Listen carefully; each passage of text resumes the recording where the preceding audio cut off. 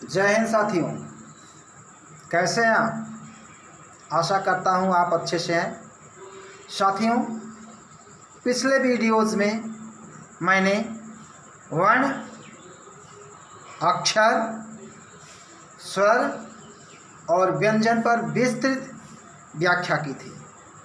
साथियों, उसी में स्वर में हमने बताया था कि अंग और अह के प्रयोग के बारे में मैंने बताया था कि इसका एक विस्तृत प्रयोग है। आज उसी पर चर्चा होगी। इस पर चर्चा में हम देखेंगे कि अंग का प्रयोग किस रूप में किया जाता है। अंग को हम अनुस्वार के रूप में यूज करते हैं। अनुस्वार का सिंबल होता है ये। साथियों, अब हम देखते हैं कि अनुस्वार का प्रयोग किस रूप में होता है। तो साथियों, मैं बताना चाहूँगा अनुस्वार का प्रयोग पंचमाक्षर के रूप में होता है। साथियों, बहुत सारी प्रैक्टिस बुक्स आती हैं, उसमें शब्दों को रटाया जाता है कि ये सही है, ये गलत है।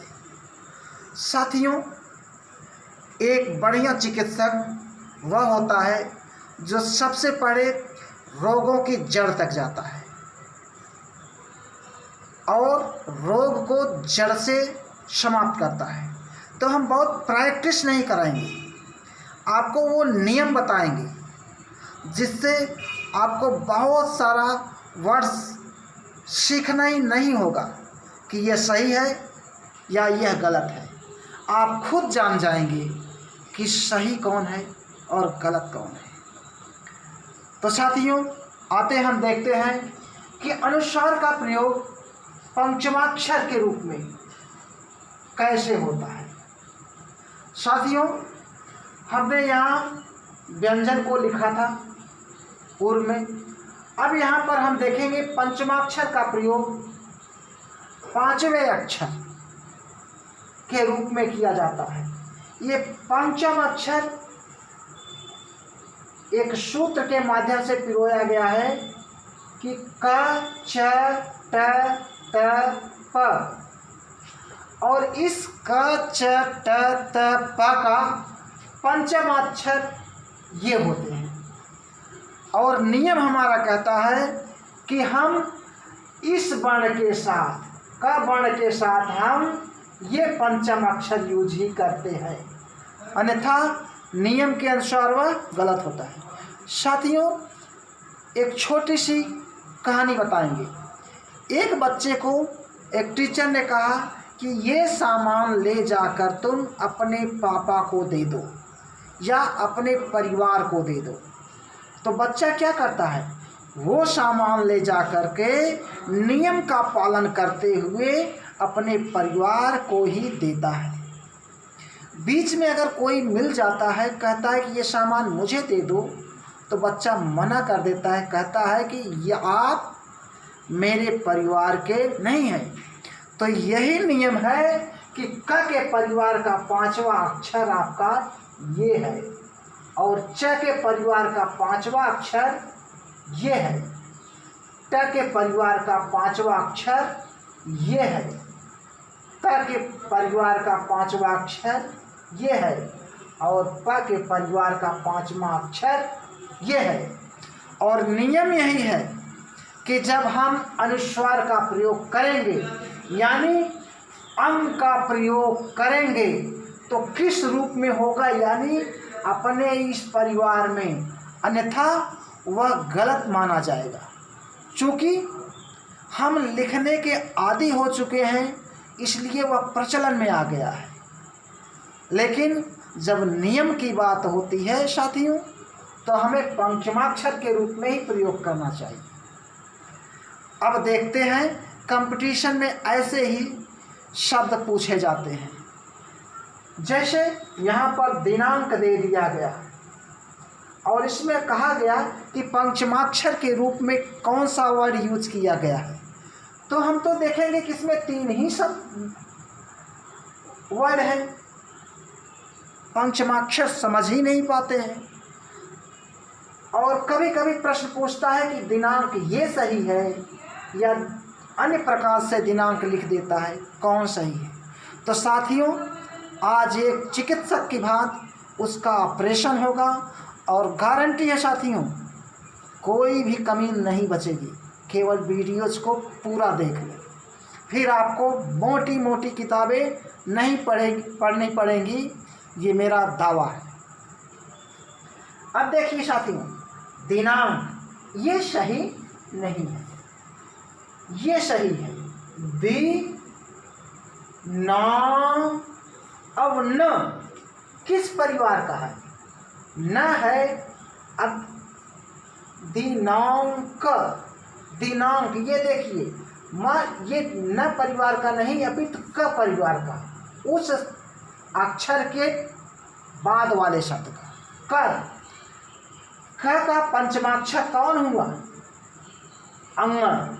साथियों, ये अंग नहीं है, अंग है। तो दिनांक यानी ये अंग रहेगा, दिनांक,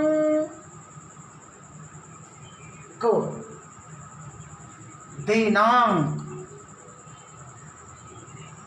ये साथियों सही तरीका है। अब अगर पूछता है कंपटीशन में कि पंचमाक्षर के रूप में कौन यूज किया, तो अब हमें इसमें अक्षर देखने नहीं है, पंचमाक्षर हमारा यह है, ये। तो हम उसमें आए हुए ऑप्शन को लगा सकते हैं, या ऐसे भी पूछा कि यह दिनांक सही है या यह, तो हम इस पर लगाएंगे, क्योंकि पंचमाक्षर का प्रयोग होना चाहिए। लेकिन प्रचलन में आज यह आ गया है, इसलिए प्रायः लोग इसे लिख देते हैं। अब आया गंगा। क्या यह सही है? हम तो लिखते ऐसे ही हैं, लेकिन मैंने बताया जब वह परिवार का नहीं है तो प्योर ग्रामर में वह गलत माना जाएगा। टंकण के क्षेत्र में, संस्कृत के क्षेत्र में कैसे लिखा जाता है, आप अपने दादा से पूछिए, तो गंगा को ऐसे लिखेंगे, ग और गा। ग किस परिवार का है साथी? इस परिवार का, यानी गंगा। यहाँ पर हलंत, यहाँ पर भी हलंत रहेगा, गंगा। चूंकि यह आधा बोल रहा है इसलिए हलंत भी लगेगा। तो साथियों, यह पंचमाक्षर के रूप में हुआ। अब इसी तरह साथियों, आपने देखा होगा कंठ इस तरह लिखा गया है ना, लेकिन इसमें पंचमाक्षर का प्रयोग नहीं किया गया है। प्रचलन में जो है हम ऐसे लिखते जाते हैं, लेकिन कंपटीशन में मान्य नहीं होता है साथियों। हम कहते हैं कि हमने तो सही टिक लगाया था, परंतु हमें अंक कैसे नहीं मिले। तो साथियों देखते हैं, क ठ किस परिवार का है, यानी ट ठ, यानी इस परिवार का है, तो हमें इसका आधा रूप ये लिखना पड़ेगा, कंठ। साथियों, अगर मेरी बात पर भरोसा न हो तो आप गूगल पर ज़रूर सर्च कीजिएगा, या किसी विद्वान साथी से ज़रूर पूछिएगा, या किसी महत्वपूर्ण और आधुनिक हिंदी की पुस्तक वाले ग्रामर को ज़रूर पढ़िएगा। घंटा हम ऐसे भी लिख सकते हैं, लेकिन क्या यह पंचमाक्षर का प्रयोग किया है? नहीं। इसलिए अब देखिए, घ लिख दिया हमने, ये ट परिवार का है, ट परिवार में यहाँ पर ये मिल गया, यानी ये घंटा। ठीक साथियों, हमें उसके परिवार को खोजना है, उसकी फैमिली को खोजना है, तभी हम पंचमाक्षर का प्रयोग करेंगे। साथियों, अब आपको ऐसा न लगे जैसे ये अंग का प्रयोग कर रहा है, तो थोड़ा सा देखेंगे, जैसे पंकज, पंकज हमने अंग का प्रयोग किया, नाक से किया, लेकिन अब हम लिखते हैं रंजना, देखिए साथियों, हम पंग यहाँ से निकाले, ये भी होना चाहिए था रंग, लेकिन हुआ दंत, रन जना। तो साथियों इसीलिए हम पंचमाक्षर का प्रयोग करते हैं, अन्यथा की स्थिति में यह गलत माना जाएगा। मंजन। अब देखेंगे साथियों, म ज किस परिवार का है? ज आपका है इस परिवार, यानी ये य, मंजन। तो पंचमाक्षर के रूप में हम क्या यूज किए? आधा य को। दंड हम ऐसे भी लिखते हैं, लेकिन पंचमाक्षर का प्रयोग नहीं करते हैं।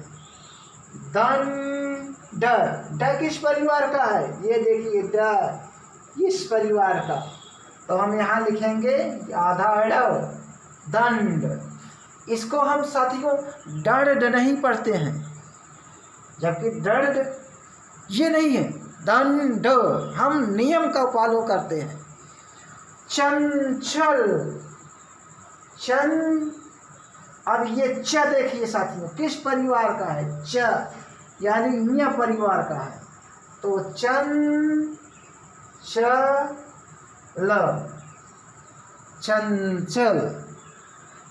रन, देखिए दंत का है, रन जन। तो र, अब ज कहाँ आता है?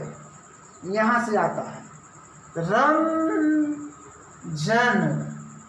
साथियों इस तरह से देखेंगे हम।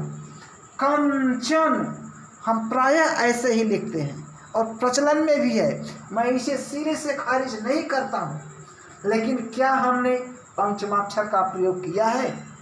अगर नहीं किया है तो ये भूल हम कंपटीशन में नहीं करेंगे। तो कं च किस परिवार का है? च, यानी यहाँ पर ज्ञ, कं च न। कंगन, कंग किस परिवार का है साथी? इस परिवार का। कंगन, कंबल, क मैंने लिखा, ये ब किस परिवार का है साथियों? प फ ब, ये इस परिवार का है, यानी हमें आधा मैं यूज करना है। कम ब ल। पंकज, क किस परिवार का है साथियों? ये क न परिवार का है। पंकज, पंडित, हमने 0 बढ़ा दिया है साथियों, हम देखेंगे। प ड किस परिवार का है? इस परिवार का है, तो नियमता ये लगना चाहिए, पंडित। खंडन, ख लिख दिया मैंने, ड किस परिवार का है? ये ट वाले, यानी ये लगेगा, खंडन। साथियों यदि विश्वास न हो तो आप जरूर गूगल पर सर्च कीजिएगा, आपको ऐसे ही मिलेंगे, ऐसे ही मिलेंगे। अब इधर यहाँ चलते हैं, हम शंख लिख देते हैं ऐसे, लेकिन पंचमाक्षर का प्रयोग हुआ है कि नहीं देखते हैं। श लिखा, ये ख किस परिवार का है? इस परिवार का, शंख। इसी तरह साथियों वीडियो बड़ा बनता जा रहा है, हम जल्दी जल्दी बताने का प्रयास करेंगे। हम तिरंगे को ऐसे ही लिखते हैं, लेकिन कंपटीशन में ऐसे भी पूछा रहा है, तिरंगा ये सही है या तिरंगा ये सही है या तिरंगा ये सही है। यह पूछता है कि इनमें पंचमाक्षर के रूप में जो प्रयोग किया गया है कौन सा शब्द सही है। तो साथियों नियम हम जान चुके हैं, और अब हमें ये रटना नहीं है कि ये वाला सही है कि ये वाला सही है कि ये वाला सही है। तिरंगा, र साथियों तिरंगा। तो र साथियों हाँ ये ऐसे ही रहेगा, र का कोई वर्ण नहीं है, केवल प तक ये तिरंगा यही हो। मैंने उदाहरण थोड़ा गलत दे दिया यहाँ पर। झंडा, झ ये ड साथियों का किस वर्ण का है? ट ठ ड, यानी इसको लगाया जाएगा, झंडा। मंद साथियों म और ये द देखते हैं किस वर्ण का है? इस वर्ण का है, इसलिए हम लिखेंगे आधा न, मंद। ग्रंथ, ग्र लिखा और थ किस वर्ण का है साथियों? त थ द ध न, यानी हम आधा न लिखेंगे। ये सही है साथियों, ये ग्रंथ सही नहीं है।